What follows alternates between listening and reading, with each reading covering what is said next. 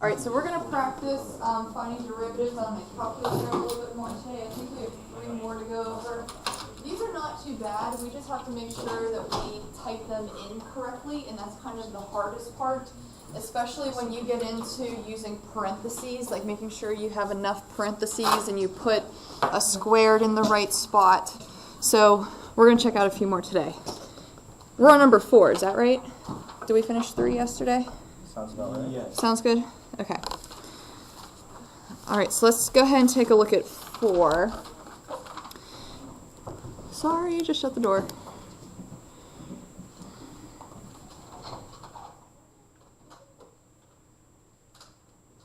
All right, so when you take a look at 4, I know it's the same function we did from 3. We're going to figure out, well, we could figure out the derivative. If we looked at it fairly closely, notice how, thank you, we have a fraction, so we'd have to use the quotient rule, but we also kind of have inside-outside pieces. Okay, we would have to use a chain rule as well, perhaps, or maybe just the shortcut for natural log, because that's what it is. But we're not going to do it by hand. You could, okay, maybe we will if we have time, but we're going to let the calculator do the work because we're trying to figure out the derivative of this equation at a specific value. So your calculator can only find derivatives of values, not derivative equations. All right, so let's go ahead. Do we remember which buttons to press on the calculator to bring up the derivative option? Math, and then it's option what number? 8. You can scroll down until you see deriv, okay? So when you go ahead and bring that up, okay, math, and then option 8, we have a few boxes to fill in. What's the first box always going to be? X. Yep. D over dx is just a notation that is symbolizing taking the derivative of something, okay, using a shortcut. The next box is where we type in the function, and this is where it gets a little confusing. So we're going to go ahead and type in natural log, and notice how when you hit the natural log button, a parenthesis pops up. Inside that parenthesis, we're going to type cosine, but notice how another parenthesis pops up. So even though in the equation it doesn't really have that extra set of parentheses there, okay, you could fill them in. After cosine, we'll type x. And if we have 2 open parentheses that popped up, we need 2 closed parentheses to end them. So that's what the numerator would look like. We can then divide x squared down below. So we're done typing in the function. We'll continue to arrow over until we get to the next box, which is representing the value we want to substitute into the derivative, and in this case that would be pi. So your little pi button is right underneath clear. You'd have to hit the blue button first. Now this one's a little tricky because we are dealing with trig. You got to make sure you're in radian mode. If you never change it, just leave it in radian mode, but if you do change it, make sure you're in radian mode, and go ahead and hit enter. What happened?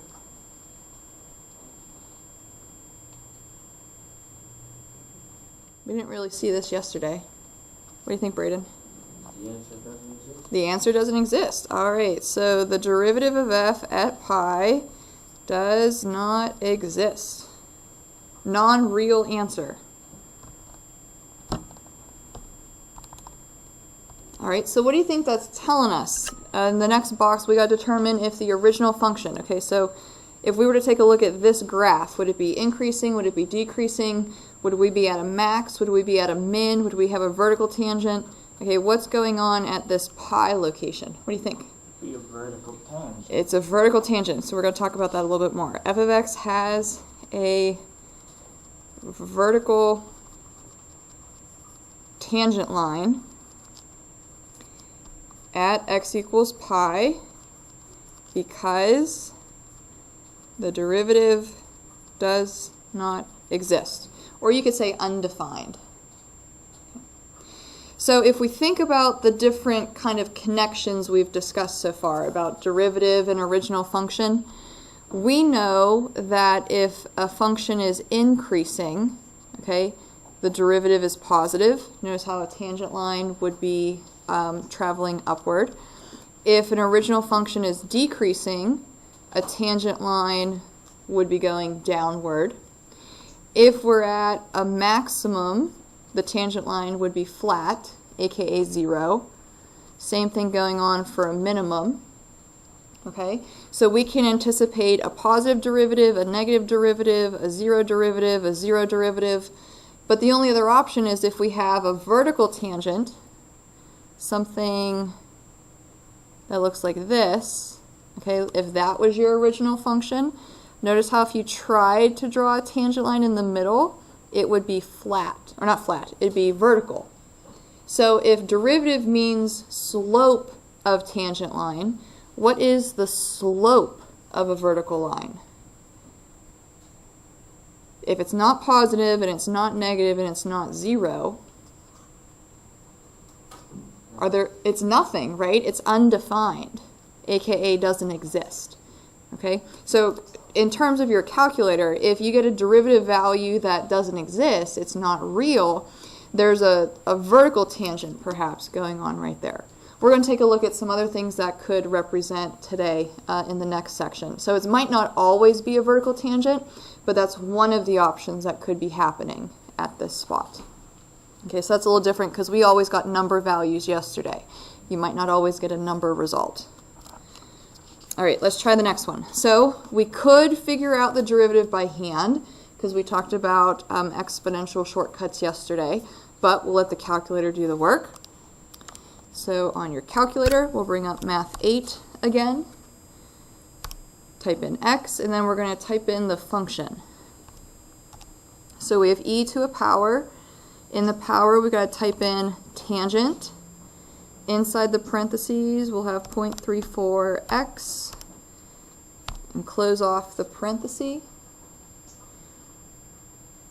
Arrow over to the other box, and looks like we'll type in 0.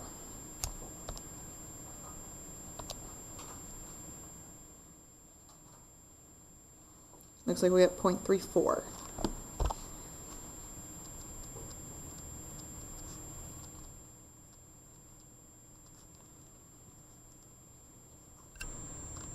All right, so what can we say about the original function? Increasing, decreasing, max, min, vertical tangent.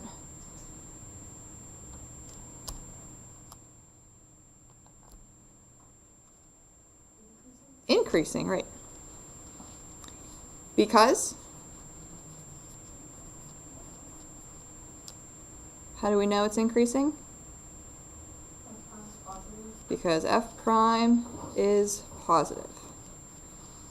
Okay, we're increasing specifically at the x location of 0.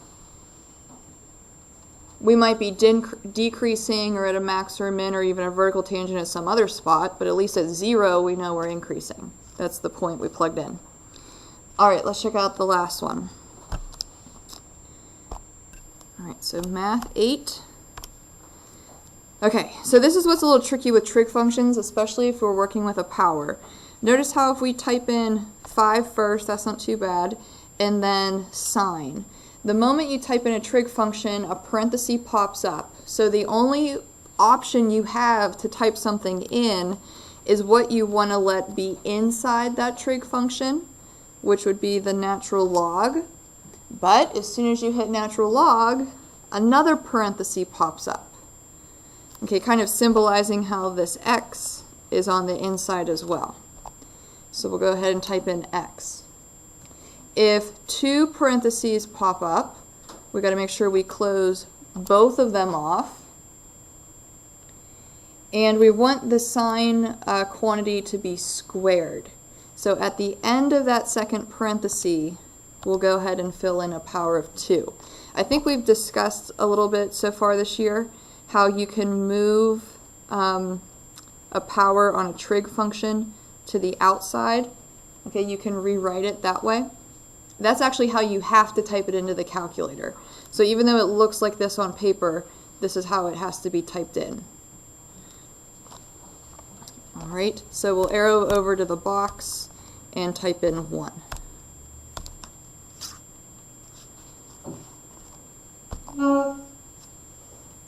What's that number?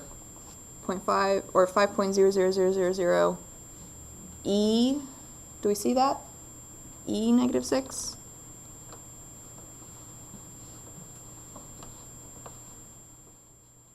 What do you think? Yeah. Pretty much 0. It's pretty much 0. This E is kind of signifying scientific notation. So you have to move that decimal place 6 spots to the left. So that'd be 0.00005000000. So if we were to round it to 3 or 4 decimal places, that's all you really need to do for this course. We would say the derivative value is basically 0.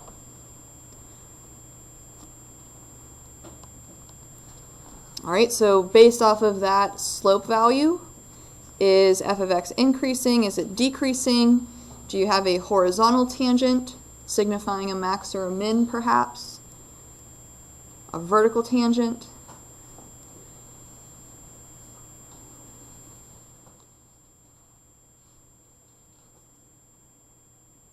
What do you think? Derivative means slope. So if we have a slope of 0, we are flat, right? So f of x has a horizontal tangent at x equals 1 because the derivative is 0. That's essentially a critical point, right? A horizontal tangent where there's a possible max or min. We don't know for sure though because this could be a level spot where you have that horizontal tangent line but you're decreasing or increasing on both sides. So we're not really sure. We'd have to use our little chart to help us analyze it, but at least we know something's going on there. Okay, max, min, or level. Are we doing okay with the calculator? Typing things in? It's a little quicker than finding a derivative by hand, right? Okay, but this is only for values. Okay, if you're plugging in a number into the derivative. All right, so this is going to kind of transition us because we're going to use a calculator to help us with these types of questions again. We're going to get into kind of word problem scenarios a little bit in the next unit because we've been talking a lot about derivative shortcuts, how we find derivatives, but why on earth do we have them or why are they important? So we're going to start to really think about what a derivative represents in kind of the real world scenario. So if you take a look at the kind of paragraph at the top, when the value of a derivative of a function is positive, we know it's increasing. When it's negative, we know it's decreasing. Okay, we're familiar with those. But when you're talking about increasing or decreasing, you're talking about a rate. Okay, kind of a speed or some type of change. Okay, are you moving quickly? Are you moving slowly? Okay, some type of rate. So hopefully we already understand that a derivative is a slope of a tangent line. That's what we've been focusing on so far. But if you're looking at a slope is a rate. Okay, rise over run. If you ever think about how slope is made up, okay, how it's defined, we're used to y2 minus y1 over x2 minus x1. Maybe you've seen in your science classes those triangles that mean delta.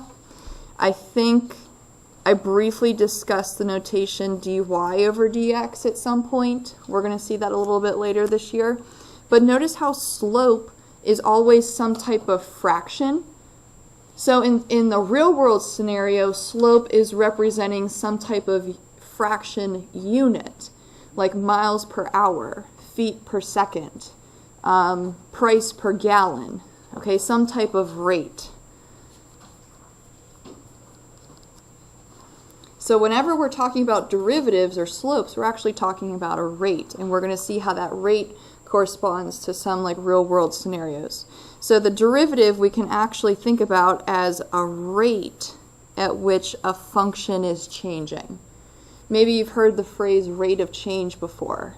Okay, that's just something indicative of slope, some type of change. So we're going to investigate this idea of a rate on this back page. So if you take a look at the first example, the number of people entering a concert can be modeled by this equation. T represents the number of hours after the gates are opened. So what we're going to try to do is figure out two things here. What is f of a half, and what is f prime of a half? So in terms of this scenario, since we're talking about units, like people and time, we should be able to represent what these values truly mean. Okay, what do the numbers mean in the end? So we're going to use correct units to help us explain these results. So when you take a look at the notation f of a half, what is that kind of telling us to do?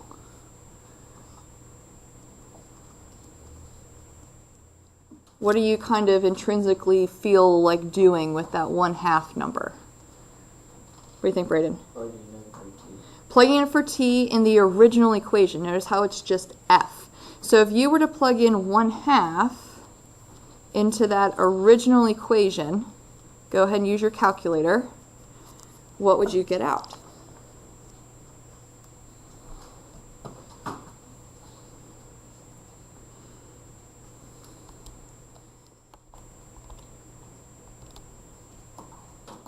Go to like 3 or 4 decimal places if you have to.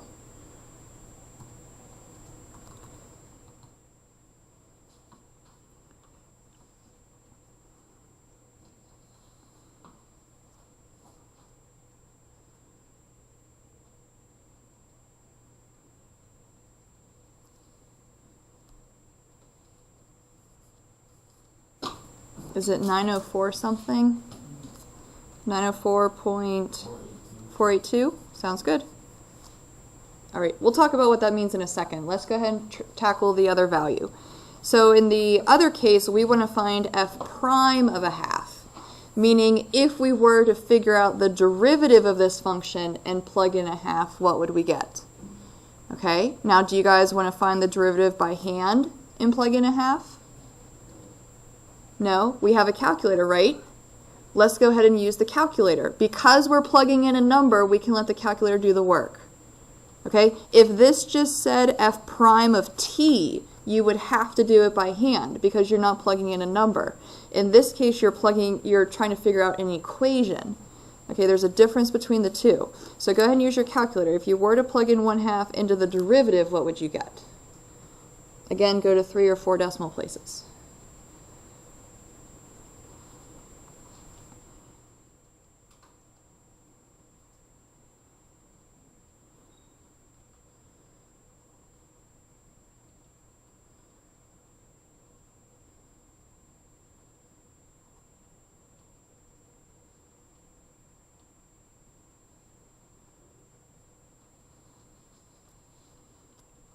Are we getting like 793 something? 0.757? Sound about right? Okay, so we have 2 different values. Even though we plugged in essentially 1/2 for both of them, these values are representing different values or contexts from this particular example, okay, from this concert model that we're looking at here. So if we think about these numbers, what do you think they mean? Okay, think about the original equation. Remember, f of x is the same thing as y. You can let t be x if you want to think about it that way. What do you think this 904 number is representing if we use the original equation?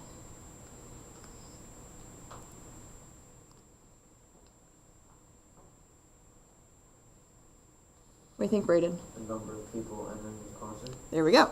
The number of people entering the concert can be modeled by this function. Okay, so this is the number of people that have entered the concert. Okay, Let's also be a little bit more specific and bring in this value of a half that we plugged in. So this 904 is the number of people that have entered the concert, but what is this 1/2 representing?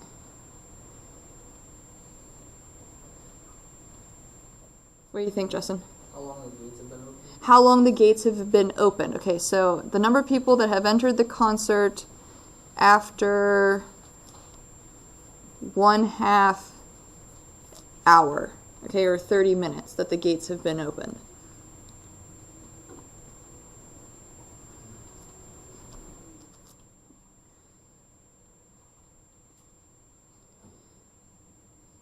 All right. What about the other value? The value from the derivative, the 793 number? What do you think that one's representing? If a derivative is a slope and a slope is a rate. No? Okay. Yeah? How many people are entering per hour at that time? Okay. So we're going to start this off. Since we use the derivative, the value is representing a rate, okay, a slope, a rate of change. So this value is the rate at which people are entering the concert. And let's go ahead and reference this 1/2 that we used to figure out the number. So the rate at which people are entering the concert at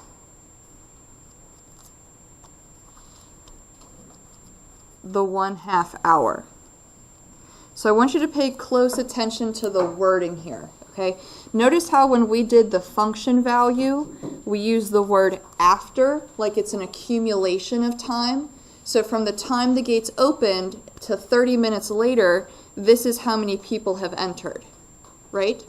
However, for a derivative, we know a derivative is the slope of a tangent line, and a tangent line touches a curve at one spot. You're talking or referencing about one point in time. So for the derivative, we're going to represent a rate at which people are entering the concert at a specific time. So we're not talking about from 0 to 1/2 like we were before. We're talking about at the 1/2 moment. Okay, at that point in time, how fast are people coming in? And this is what the rate is. Okay, we can also use units. So if this one is representing people, okay, that would be our unit for that number. I'll do PL for short.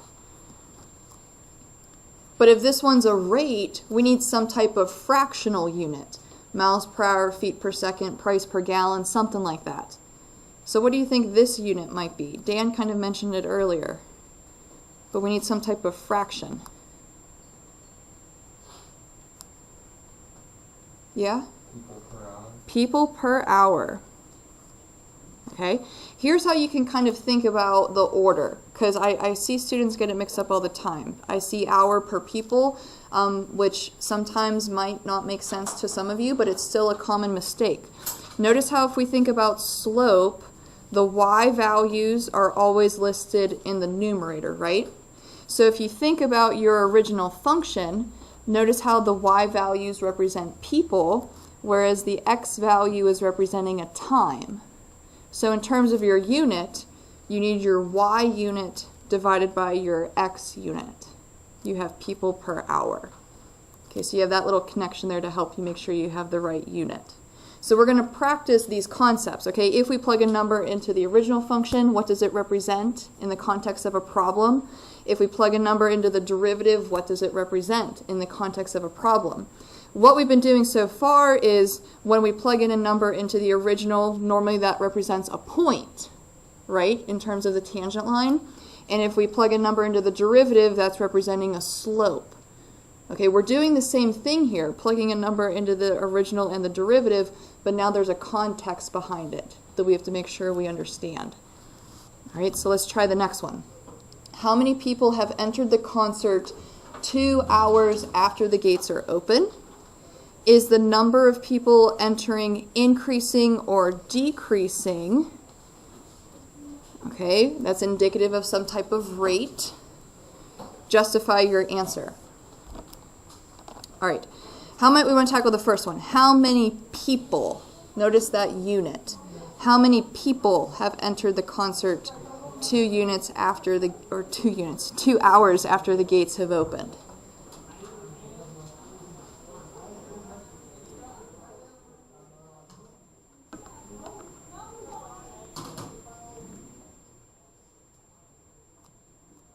What do you want to try?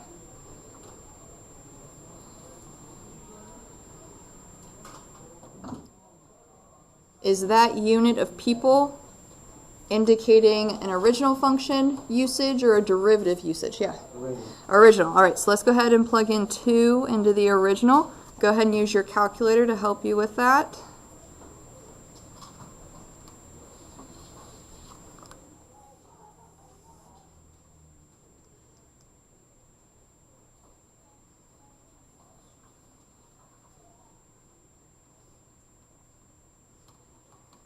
Go ahead and round to 3 or 4 decimals.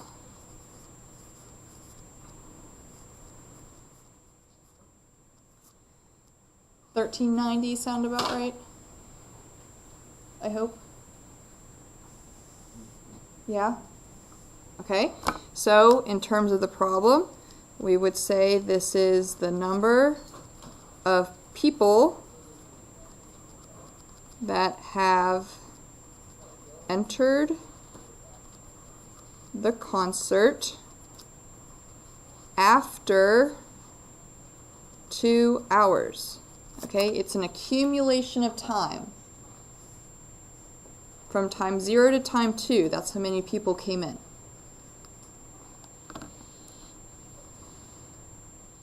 Is the number of people entering the concert increasing or decreasing at this time? At this 2-hour mark? How do you want to tackle that one? How can you determine if something's increasing or decreasing? What do you need to analyze? Derivative. All right, let's plug in 2 into the derivative. Do you feel like finding the derivative by hand? No. Heck no. Use a calculator and let it plug in 2.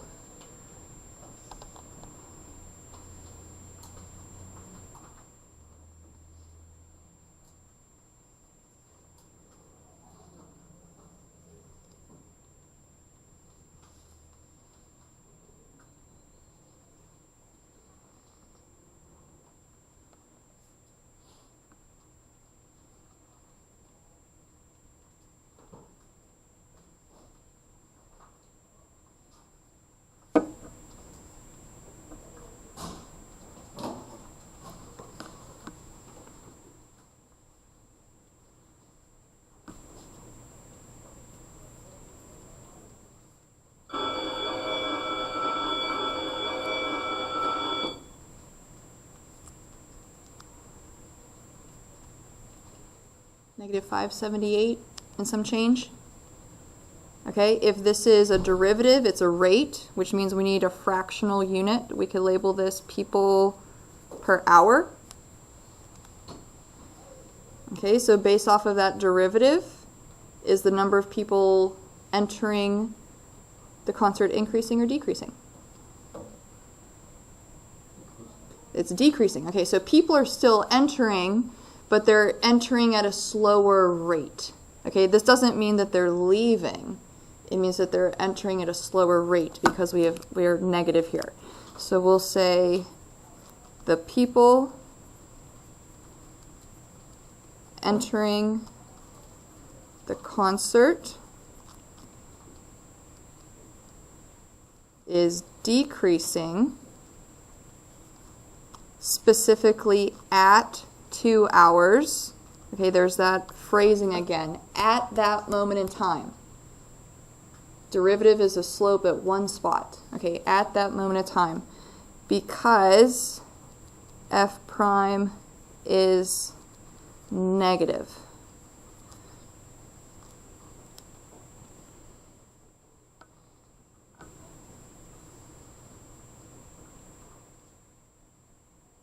So I guess using wording or phrasing here, we would say the people entering the concert is decreasing at a rate of 578 people per hour. Okay, the little minus just means decreasing. We doing okay so far? Are we starting to see the difference between the values? Okay, I know we're plugging in 2, but it depends what we're plugging the number 2 into. Is it an original function? Is it a derivative? They mean two completely different things. Let's try the next one. After being poured into a cup of coffee, or after being poured into a cup, coffee cools. Realistically, that makes sense. We could measure the temperature by this equation. Notice how it's an original equation because it says T, kind of like F. Little t, though, is measured in minutes, and capital T is in Fahrenheit. So those are the units we're going to have to use eventually. What is the temperature of the coffee 5 minutes after it has been poured?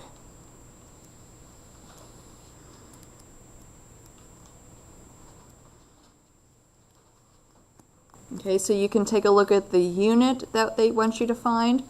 You can take a look at that word after. That might also be a clue.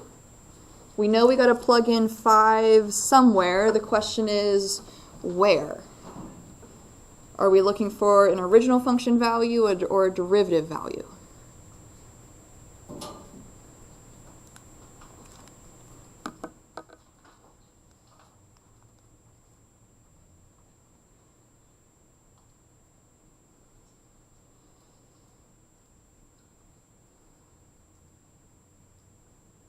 I see us doing something. What are you plugging 5 into?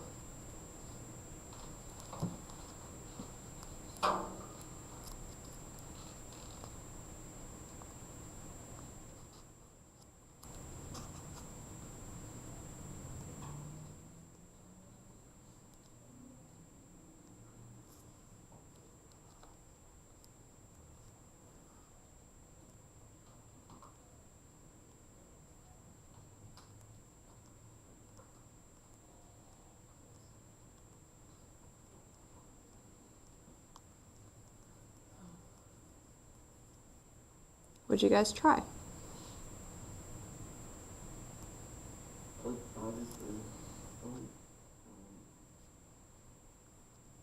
Plug 5 into what? Do I need to keep that a t or do I need a t prime? What is the temperature? Single unit.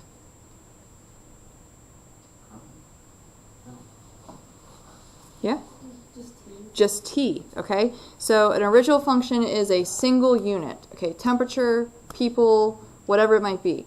The derivative is a rate, okay? A fractional unit of some type. So we're going to plug in 5 into the original. Go ahead and use your calculator.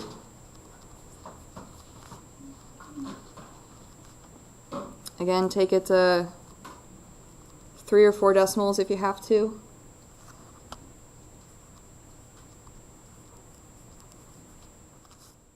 Did we get 79 and some change? All right, what about the unit? It's asking for the temperature. We have degree Fahrenheit. All right. Is the temperature decreasing? Okay, is it decreasing faster 1 minute after it's been poured or 3 minutes after it's been poured? So it looks like we have 2 different t values. We have a t of 1 and a t of 3. We're going to have to plug those into something and kind of compare them. What are we going to plug 1 and 3 into? Derivative, right? Decreasing is symbolizing a rate. Okay, so we got to figure out t prime of 1 and t prime of 3. Go ahead and use your calculator.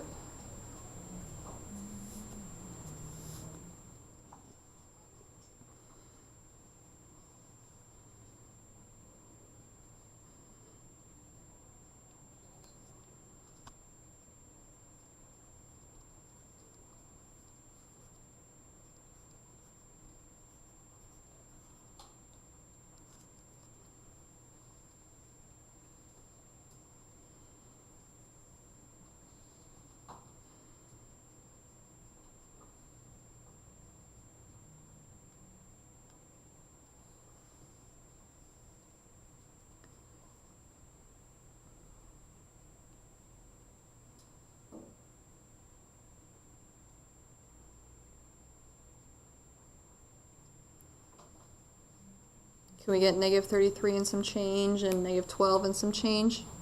All right. What about units? Okay, we'll practice these.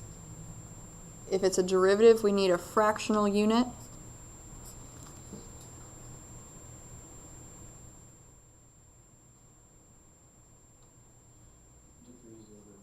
There we go. We have degree Fahrenheit over minute for both of them. Degrees per minute. Okay. Think about your y unit over your x unit. Okay, that whole concept of slope. So the y unit, they said, was temperature, and the x unit was minutes. So we have degree per minute. Perfect. So now that we have the two values, we got to compare them. Is the temperature decreasing faster 1 minute after it was poured or 3 minutes after it was poured? Can you analyze those results? What do you think?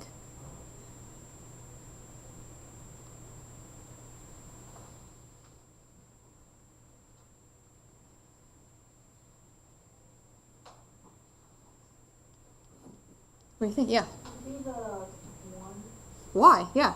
because it's going down by 33 degrees per minute Mm-hmm. versus just 12 degrees per minute. Exactly. Okay, so we need to figure out which one is faster. Now, it gets confusing because of the negatives in there, but again, negative just means decreasing. Okay, your slope is negative.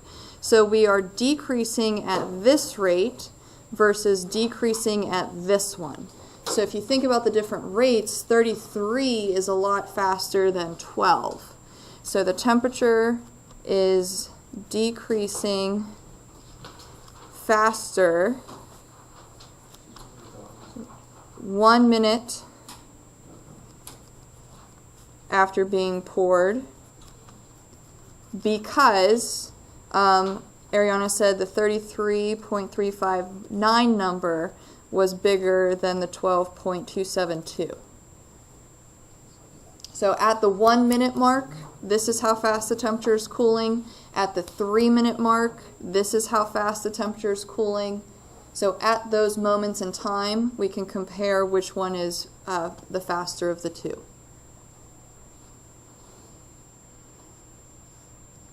Does that make sense? Can we analyze it? Don't get tripped up on a negative. So in terms of a derivative, a negative just means decreasing, whereas positive is increasing. We're used to those concepts. Are we doing okay? Okay, difference between function value and derivative value. Okay, two different concepts. We're going to stop there for today. Okay, I was hoping to get to the next section, but maybe this is a good place to stop because we would be introducing something new. So I think we're going to just end there for today. In terms of your homework, there really aren't a lot of these kind of word problem ones.